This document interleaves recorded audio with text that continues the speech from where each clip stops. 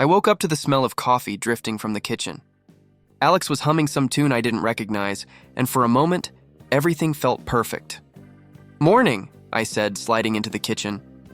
"Morning, love," he replied, smiling. "I made your favorite, French toast with strawberries." "You remembered," I said, genuinely touched. "Of course I did," he said, handing me the plate. "Someone's got to keep you from starving." I laughed and kissed his cheek. "You're spoiled, you know that?" "You love it," he teased, nudging me with his shoulder. I sat down at the table, watching him pour himself a cup of coffee. He looked different today, a little distant. I shook it off. Maybe I was imagining things. "Hey, Alex," I said hesitantly. You've been a bit quiet lately. "Everything okay at work?" He shrugged, avoiding my eyes. "Yeah, work's fine. Just a long week, I guess." I nodded, not pushing it. I trusted him. Always had. "Lisa's coming over tonight," I said, trying to keep the tone casual. Alex didn't respond right away, just sipped his coffee. "You okay?" I asked, feeling a sudden twinge of unease. Yeah, he said quickly. "I'm fine. Don't worry about me." I tried to believe him, but something about the way he said it made me uneasy. Later that afternoon, Lisa arrived. She was as bright as ever, hugging me tightly. "You look amazing," she said, stepping back to look at me. "And Alex, hi." "Hey, Lisa," Alex said, smiling politely. But there was a hint of stiffness in his tone I hadn't noticed before. I waved it off. Maybe it was nothing. "Alex, I love that shirt," Lisa said, leaning just a little too close. "Where'd you get it?" He glanced at me and I caught that subtle flicker of discomfort again. "Oh, just a store downtown," he said softly. I tried to laugh it off. "Lisa, you're literally critiquing his wardrobe now?" She giggled, brushing her hair behind her ear. "Just saying, he's got style." I forced a smile, but a small knot formed in my stomach. Something felt off. As the evening went on, Lisa hovered more than usual, asking questions about our weekend plans, work schedules, and even minor details about our bedroom furniture. "Why do you need to know all this?" I finally asked, trying to sound casual. "Oh, I'm just curious," she said, batting her eyelashes. "I like knowing what's going on with my big brother and my favorite brother-in-law." I laughed, but inside, I felt a tiny stab of irritation. Was this normal? Or was she different lately? Alex didn't say much, and when he did, it was short, clipped, almost distracted. "Are you tired?" I asked him when we finally sat down for dinner. "Yeah, a little," he admitted. "Just a long day.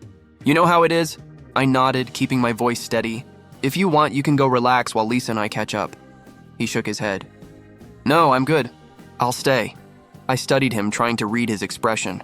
Something lingered behind his eyes, hesitation, maybe guilt. My mind refused to let it rest. Lisa, oblivious to my growing discomfort, chattered on about her day, her job, her friends. She laughed at things Alex said, and he laughed back, but it was different this time. Lighter, too familiar.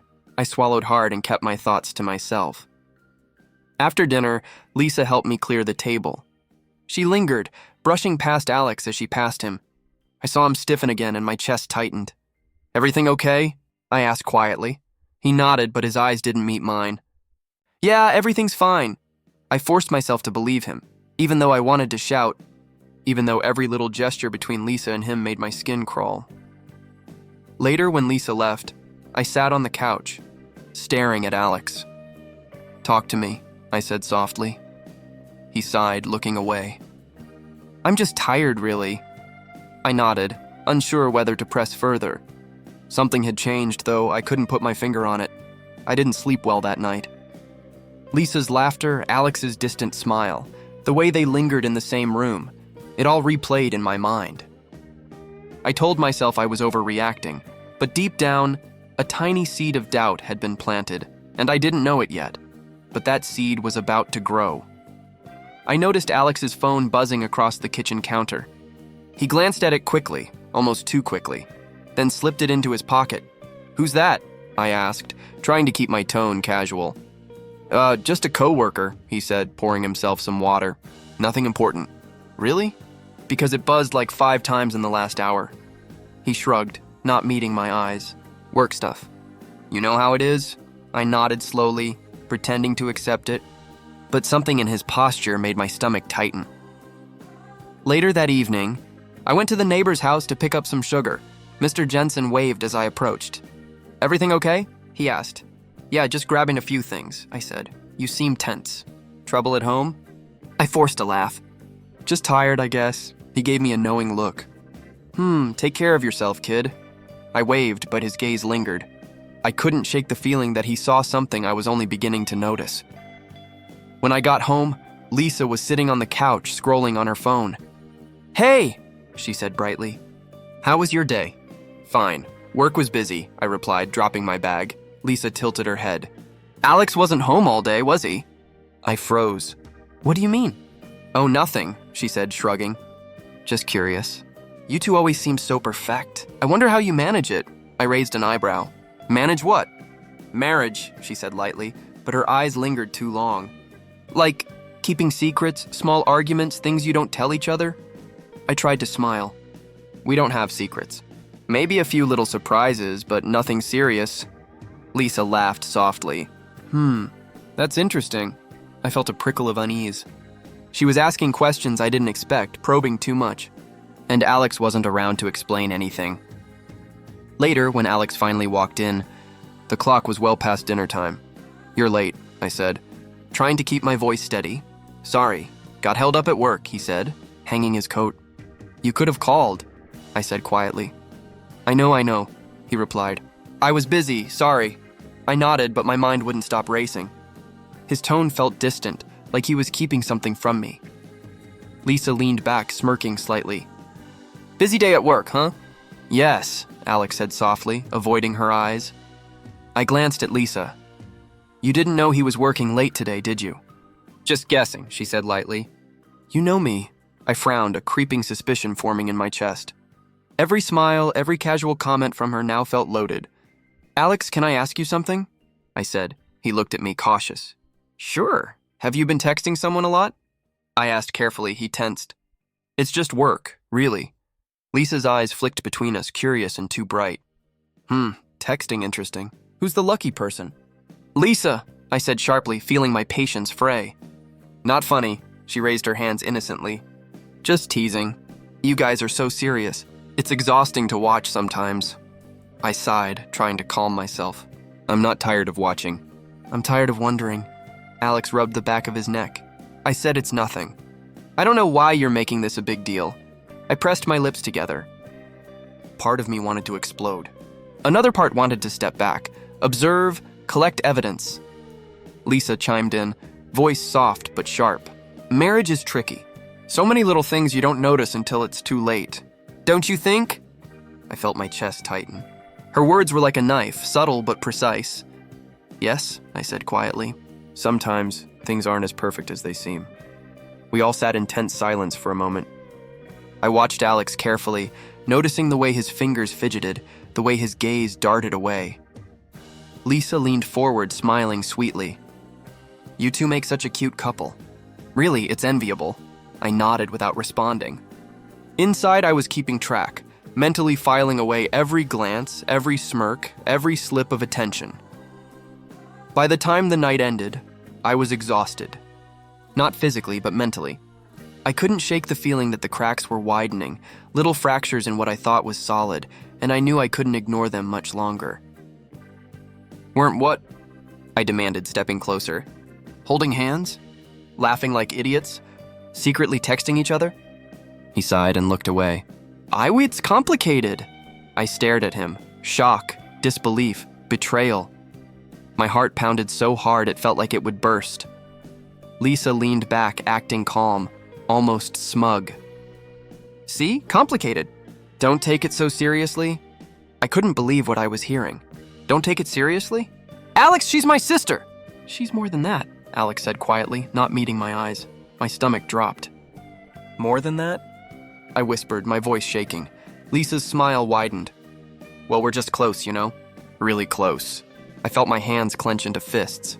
Close? You've crossed every line. How long has this been going on? Alex didn't answer. Lisa tilted her head again, her expression carefully innocent.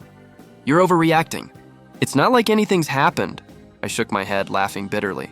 Not like anything's happened? Alex, you don't even deny it! His eyes finally met mine, cold and regretful. I can't lie to you. I'm sorry. Sorry? My voice cracked. Do you even understand what that word means right now? Lisa stood up, stepping toward me, putting on her sweetest tone. Hey, don't be like that. You have to understand people feel things sometimes. It's not your fault. Not my fault? I spat, feeling rage bubble up. Not my fault that my husband and my sister, my own sister, are laughing together while I'm supposed to trust you. Alex ran a hand down his face. I didn't mean to hurt you. I laughed, a harsh, broken sound. You didn't mean to hurt me? Do you know how that feels? To come home and see your world shatter in front of you? Lisa tilted her head again, voice soft, manipulative. You're being dramatic. It wasn't planned. Not planned, I yelled. You both lied, smiled, and hid this from me every single day. Alex stayed silent, shoulders slumping. Lisa's gaze darted toward him briefly, then back at me, calculating. I can't, I said, voice trembling. I need space, Alex looked up. Please don't leave like this. Talk to me, I shook my head. There's nothing to talk about. You've already said enough by what you've done. Lisa stepped closer, hand outstretched. We can fix this, I recoiled. Fix this? How? By pretending it never happened? By smiling while you destroy everything I thought I had? Alex opened his mouth, but no words came. I grabbed my coat. I need to go. I need air. I need time to think. Before I could leave, Lisa's voice followed me. Don't be too harsh. We didn't mean... I cut her off, slamming the door behind me. Outside, I let the cold night hit me, hoping it would numb the fire raging inside. Betrayal, shock, anger, and isolation swirled together. I knew one thing.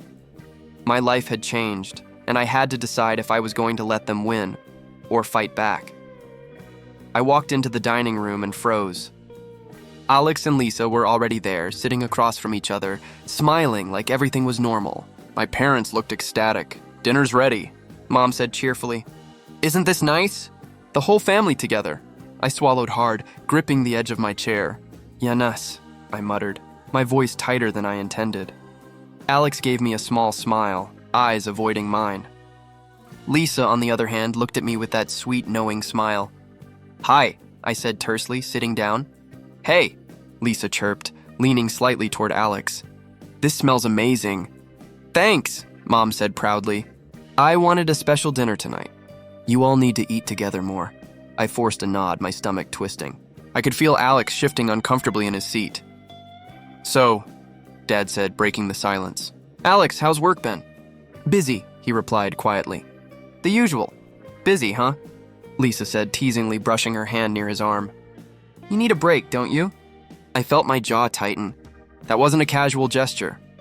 I'm fine, Alex said, his voice clipped. Mom smiled innocently. You both look so happy tonight. Isn't that nice? Yeah, I said through gritted teeth. Very nice. Lisa laughed softly, leaning closer to Alex. You remember that weekend we went hiking, right? That was so much fun. Alex nodded almost obediently. Yeah, it was fun. I felt a flush of anger. She was flirting subtly, and he didn't stop it. He just sat there, smiling faintly. Alex, do you remember Mom's birthday last year? I asked, trying to keep the conversation neutral. Of course, he replied softly. Lisa tilted her head, smirking slightly. Oh, I remember it too. You were so nervous buying the gift, I wanted to shout. That smirk on her face, the way she lingered over every word. It was deliberate. Dad looked between us, completely oblivious. See? You two get along so well. It's wonderful. Yes, wonderful, I muttered under my breath. Lisa reached over, lightly touching Alex's hand. You're tense, aren't you? Don't worry, I won't tell anyone. Alex didn't pull away. He just looked down, his hand still under hers. Lisa! I snapped, my voice louder than intended. Stop. Oh, I'm just joking, she said, smiling innocently. Don't get upset, my chest was tight. I could feel my heart racing, my face burning with humiliation. My parents were chatting happily, unaware of the storm brewing at the table. Pass the salad, please, I said, my voice stiff. Alex handed it to me silently. I could feel Lisa's gaze burning into my back as I served myself. You've gotten so strong lately, Lisa said casually. All those workouts paying off? I froze. Excuse me? Oh, nothing, she said quickly, smiling. Just an observation. Alex chuckled quietly, nodding. I clenched my fists under the table. Mom smiled warmly. You see? Everyone's just enjoying themselves. Isn't this perfect? Perfect. The word echoed in my head like a cruel joke. Alex, my husband, sitting there letting my sister flirt with him. Lisa, my sister, acting innocent and sweet. And my parents, blind to everything. I tried to focus on eating, but every glance between them stabbed at me. Every small touch, every laugh, every knowing look, it was intentional. "Pass the bread, Alex," I said, my voice tight but controlled. He handed it to me without a word. I could feel the tension radiating off him, but he didn't stop her. Lisa leaned toward him again, whispering something that made him smile faintly. My hands shook. "Alex, can I talk to you later?" I asked, my voice low. "Yes," he said quietly. Lisa tilted her head, eyes narrowing just slightly. "Planning to leave already?" "It's too early. I'm fine," I said through gritted teeth, feeling rage and humiliation mix in my chest. Dinner dragged on, slow and suffocating. My parents chatted happily, unaware of the betrayal unfolding right in front of them. When it finally ended, I excused myself, needing air, needing space, needing to scream without anyone hearing. As I stepped outside, the night felt heavy, pressing against my chest. Humiliation, rage, suffocation, all tangled together. I couldn't believe they'd all pretend like nothing happened, like I was invisible in my own life. And I knew one thing for certain. I wouldn't forget this. I sat on the park bench, the cool evening air doing little to calm my thoughts. My phone buzzed. "Best friend, you okay?" His message read. I typed back slowly. "I don't know if I can sit still anymore. Everything's falling apart." A few minutes later, he called. "Talk to me. What's going on?" I took a deep breath. "It's Alex Lissamy parents. I feel trapped, humiliated. Angry doesn't even cover it." "I get it," he said gently. "But what are you going to do?" I ran a hand over my face. "That's just it. I don't know. Part of me wants revenge, make them feel even a fraction of what I feel. But another part wants to keep my dignity, my life, my sanity. Both paths are risky," he said. "You have to be smart about this." "I am smart," I said, my voice firmer than I expected. "And I'm done being passive. I'm done letting them control me." He laughed softly. "Sounds like you're finally taking charge." "I have to," I said. "I can't keep pretending everything's fine while they smile in my face. I'm going to watch, learn, then act. Subtle, strategic, no reckless moves." "Strategic?" he asked. "You're not planning to just explode at them?" "No," I said firmly. "I'm planning carefully. I want control, not chaos. First, I observe. Test their weaknesses. See where they need my approval or can't function without me." "Sounds like a chess game," he said, impressed. "Exactly," I said, feeling a small spark of excitement. "I've already noticed a few things. Alex still bends around my parents' opinions. Lisa craves their validation constantly. They think they're clever, but they underestimate me." "Clever enough to get caught," he said lightly. "I've already started subtle moves," I said, smirking. A slight suggestion here, a questioning glance there. I plant doubt without revealing myself. I test their reactions, their ego, how far they'll bend before they crack. "Damn," he said. "You're cold." "Maybe," I admitted. But anger taught me clarity. Pain taught me focus. I'm not reacting anymore, I'm controlling. Slowly, quietly. "Any plan on confronting them yet?" "Not yet," I said. "Confrontation is last. Everything I do now is preparation, observation, calculated steps. I want them vulnerable before I make a move." He paused. "And your parents?" "They're blind," I said. "I've realized I can use that. Their love for appearances is predictable. They'll follow what looks right, and that gives me leverage. Every small decision they make, I note. Every assumption they have about me, I twist carefully." "You've thought this through," he said, a hint of admiration in his voice. "I have to," I said. "I can't afford mistakes anymore. One wrong word, one rash action, and I lose the advantage. I've been passive too long. Now I observe, I calculate, I plan, and eventually I reclaim everything they think they've taken." "Sounds intense," he said. "Are you ready for it?" "I have to be," I said, voice low but determined. "This isn't just about revenge. It's about self-respect. About proving to myself that I can rise above humiliation, that I can control my life again." "You're going to win this," he said confidently. "I will," I said, nodding to myself even though he couldn't see me. Step by step. I'll watch their habits, their weaknesses, every little dependency. I'll use their overconfidence against them. I'll start with small tests like seeing who bends first, who lies to protect appearances. It's almost like psychological strategy. And once you know everything? He asked. Then I make my move, I said, voice steady. No rash anger, no blind fury. Just precise, undeniable action. By the time they realize what's happening, it'll be too late for them to react. Sounds like a plan, he said. It is, I said, a small smile forming. I may be hurting now, but I've turned it into focus. Rage into clarity. Pain into strategy. I'm no longer a victim. I'm a player, and soon I'll take back my life. We hung up. I sat on the bench a moment longer, letting the night settle over me. My mind was racing, but it wasn't chaotic anymore. Every move, every glance, every thought had purpose. I wasn't powerless. Not anymore, and soon they would learn that. I smiled when Lisa stumbled at the office party. She laughed and recovered quickly, but inside I felt a small victory. Are you okay? I asked, handing her a napkin. Oh, fine, she said, smoothing her dress. Just clumsy tonight. Alex hovered, polite. Take a seat. Breathe. I'm fine, she insisted, but her eyes were sharp. Later, a coworker pulled Alex aside. That presentation had errors, he whispered. Clients noticed. Alex blinked. What? I double-checked it. Someone changed the figures last minute, the coworker said. Management's not happy. Alex looked at me, panic thin on his face. I kept my expression neutral. In the car, Alex muttered, They said the report was off. I don't get it. Maybe someone edited it without telling you, I said easily. It happens. Yeah, he said. I don't know. I watched him feel small. A flicker of something, satisfaction maybe, ran through me, sudden and unwelcome. At my parents' brunch, Lisa knocked over a cup and left a stain on Mom's blouse. Mom sighed. Oh no, my new blouse. I'm so sorry, Lisa cried. I'll replace it. Dad waved it off. Accidents happen. I can handle it, I said. There's a cleaner nearby. I'll take it. Lisa's jaw tightened. You don't have to. I want to, I said. Let me. She didn't like it, but she didn't refuse. Later, she asked, Why did you do that? Mom's upset, I said. That's enough reason. She stared at me like I had moved a piece on a board.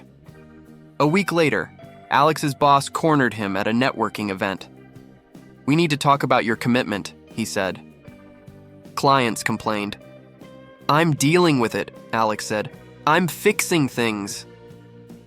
Work doesn't care about feelings, the boss said. It cares about results. Alex left pale. He found me outside. They're considering reassigning my accounts. That's serious, I said. Do you want me to talk to him? No, Alex said quickly. I can manage. Pride was brittle. I'd planted doubts among his colleagues, suggested he looked distracted, missed a meeting. It was subtle. It took root. That night, at dinner, Lisa leaned in close. Remember when we almost missed the train? She said, bright. Alex forced a laugh. Yeah, that was crazy. Do you need a getaway? Lisa whispered. A break might help. I can't, Alex said. Too much at work. I watched them. Part of me felt guilt.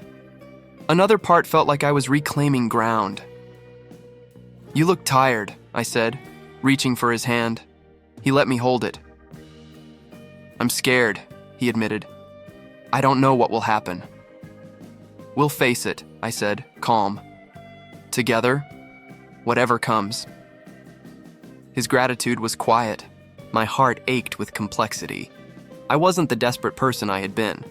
I was steady. They were not. At a family lunch, Lisa boasted about a promotion she claimed to have. They called me for senior, she said, smiling. Mom beamed. That's my girl. I texted a friend who worked with her. Did she get senior? The reply, no. She applied, didn't get it. That evening, Lisa's face fell as rumors spread in the circle I had nudged. Her bravado faltered. Later, Alex paced on the balcony. I hate this, he said. I never expected them to turn. They're insecure, I said. People latch onto stories. Are you okay? he asked, looking at me. You seem different. I am, I admitted. I feel in control instead of hollow. Do you regret anything? He asked softly. Sometimes, I said, but not staying silent. The small victories stacked. A missed invitation here, a complaint there, a casual question that seeded doubt. I didn't destroy them overnight. I nudged reality until they stumbled. One night, my best friend called. Are you sure this is the right way? Maybe not, I said, but it's the only way I can get air. Just watch your pride, he warned. It can hurt you too. I know, I said, but seeing them falter lets me reclaim myself. The next day, my friend met me. You're colder, he said, blunt. Necessary, I replied. But does it help? He asked. Do you sleep at night? I sleep differently, I said. Less empty. Be careful, he said. Don't lose yourself. I won't, I promised. A few days later, I left. An offhand comment to a mutual neighbor about Alex's late nights. He seems distracted lately, I said casually. The neighbor frowned. Really? I thought he was fine. People notice patterns, I said. The comment spread like a seed. I watched colleagues glance at Alex after that. He caught my eye, anger, and fear. You're doing this on purpose, he said later, quiet and raw. Am I? I asked. Or am I finally defending what was mine? I promised quietly. I smiled when Lisa stumbled at the office party. She laughed and recovered quickly, but inside I felt a small victory. Are you okay? I asked, handing her a napkin. Oh, fine, she said, smoothing her dress. Just clumsy tonight. Alex hovered, polite. Take a seat. Breathe. I'm fine, she insisted, but her eyes were sharp. Later, a coworker pulled Alex aside. That presentation had errors, he whispered. Clients noticed. Alex blinked. What? I double-checked it. Someone changed the figures last minute, the coworker said. Management's not happy. Alex looked at me, panic thin on his face. I kept my expression neutral. In the car, Alex muttered, They said the report was off. I don't get it. Maybe someone edited it without telling you, I said easily. It happens. Yeah, he said. I don't know. I watched him feel small.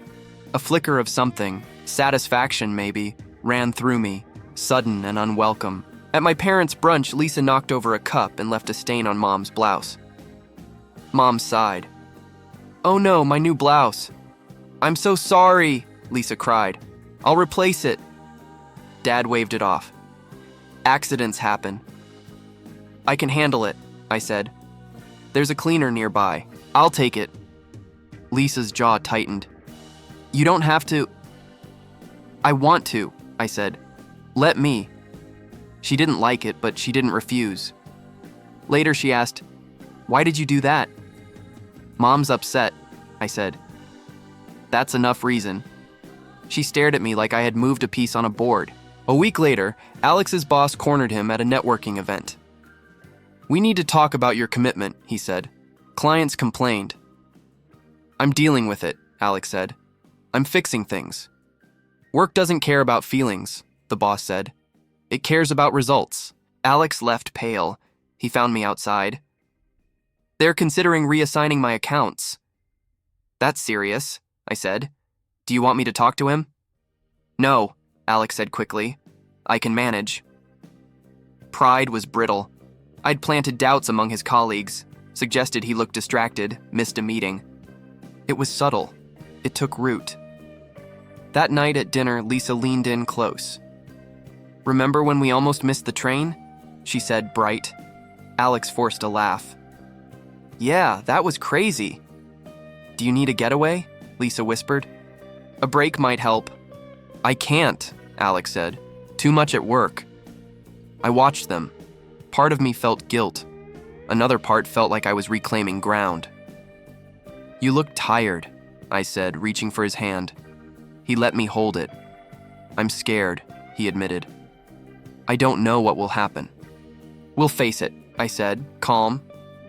Together, whatever comes. His gratitude was quiet. My heart ached with complexity. I wasn't the desperate person I had been. I was steady. They were not. At a family lunch, Lisa boasted about a promotion she claimed to have.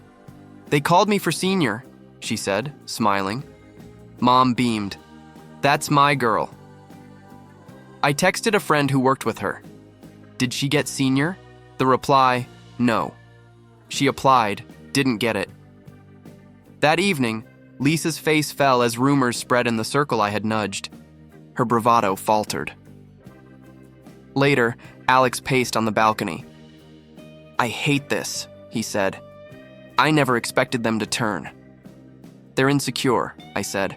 People latch onto stories. Are you okay? He asked, looking at me. You seem different. I am, I admitted. I feel in control instead of hollow. Do you regret anything? He asked softly. Sometimes, I said, but not staying silent. The small victories stacked. A missed invitation here, a complaint there, a casual question that seeded doubt. I didn't destroy them overnight. I nudged reality until they stumbled. One night, my best friend called. Are you sure this is the right way? Maybe not, I said. But it's the only way I can get air. Just watch your pride, he warned. It can hurt you too. I know, I said, but seeing them falter lets me reclaim myself. The next day, my friend met me. You're colder, he said, blunt. Necessary, I replied. But does it help? He asked. Do you sleep at night? I sleep differently, I said. Less empty. Be careful, he said. Don't lose yourself. I won't, I promised. A few days later, I left an offhand comment to a mutual neighbor about Alex's late nights. He seems distracted lately, I said casually. The neighbor frowned. Really? I thought he was fine. People notice patterns, I said. The comment spread like a seed.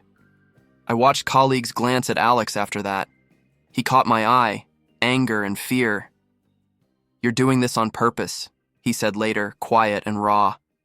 Am I asked. Or am I finally defending what was mine? I promised quietly. I never thought I'd feel light again, but here I was sitting on the balcony with coffee in hand, sunlight spilling across my hands. The apartment smelled like fresh paint and possibility. I exhaled slowly, letting the quiet sink in. Morning, sunshine, my best friend said, peeking through the open door. You're up early. I sleep better now, I admitted. Less nightmares, more peace, he laughed softly. Looks like someone finally woke up from that betrayal haze. Yeah, I said, staring out at the street below. I think I'm finally free from them, free from Alex, Lisa. Free from the past, he nodded. You've done a lot. Not just surviving, but reclaiming yourself. I had to, I said. I realized waiting, crying, or blaming wouldn't bring me back. I had to take control of my own life, rebuild. You've done that, he said. And how's the family situation now? I grimaced. Mom and Dad are reflective. Mom cries less, Dad admits he ignored the signs. It's awkward, but necessary. They needed to see it firsthand, he said. Sometimes reality is the only teacher, I guess, I murmured. I just don't want to go back to that pain. I need boundaries, strength. And you have it, he said firmly. You've grown so much. Look at your career, your friends, your confidence. You've changed, I smiled, but it was tentative. I'm learning to trust again, too, slowly. I've been talking to colleagues, rebuilding connections I lost while obsessing over them. You should be proud, he said. You're not just surviving, you're thriving. Thrive or die, I muttered, shaking my head. I can't go back. Not ever, he laughed. Well, at least your humor survived the chaos, I smirked. Some things are untouchable, like coffee and sarcasm. Later, I met with my old mentor for lunch. You seem lighter, he said, handing me a plate. What's different? I'm done carrying their mistakes, I said. I realized I wasted too much time grieving people who didn't deserve me. Now I focus on the people and opportunities that do. Good, he said. Your growth shows. Confidence, clarity. You're not broken. Not anymore, I said. I've rebuilt stone by stone. First my emotions, then my routines, now my ambitions. He smiled. And Alex and Lisa? I paused, sipping water. They're facing consequences. Alex's work reputation took a hit after the project errors piled up. Lisa's social circle isn't as kind as she thought. Karma has a slow, steady way of balancing things. I'm glad you're not bitter, my mentor said. I've been bitter, I admitted. It was heavy, but bitterness doesn't help anyone. Now I channel energy into what matters. Healing, progress, connection. Wise, he said. And your parents? They're learning, I said quietly. They admit mistakes, apologize, try to support me. It's messy but honest. That's enough for now. That evening, I joined friends at a small cafe. Laughter, music, and warmth replaced the tension that haunted me for months. Hey, long time no see, a friend said. How's life now? Better, I said. I'm building something new. I'm happy in a way I didn't think was possible. Sounds like closure, they said. Exactly, I said. Closure isn't about forgetting. It's about reclaiming yourself from the people who tried to take it. I shared stories of my journey, not to boast, but to process, to reflect. My friends listened, their eyes kind, their words supportive. Each laugh, each conversation reminded me that I wasn't alone. I never realized how strong you are, one said. I didn't either, I admitted. I had to learn it the hard way. By nightfall, I returned home, my apartment bathed in soft light. I sank into my couch, letting the day's conversation settle. My heart was lighter, my mind clearer. I thought about Alex and Lisa briefly, not with rage, but with a detached awareness. They made choices. They faced consequences. That was justice enough. I looked at my phone and saw a message from my parents. We're proud of you. Sorry for not seeing sooner, I smiled faintly. It's all right, I whispered. We all had to learn. For the first time in months, I felt whole. Not perfect, but whole. My life wasn't about their mistakes anymore. It was about my growth, my choices, and the peace I fought to reclaim. I poured a glass of wine, leaned back, and closed my eyes. The silence was comforting, not oppressive. The past had taught me pain, betrayal, and anger, but the present reminded me of strength, resilience, and hope. Tomorrow I would wake, rebuild again, and live fully. I didn't need revenge, I didn't need apologies. I had myself, and that was enough.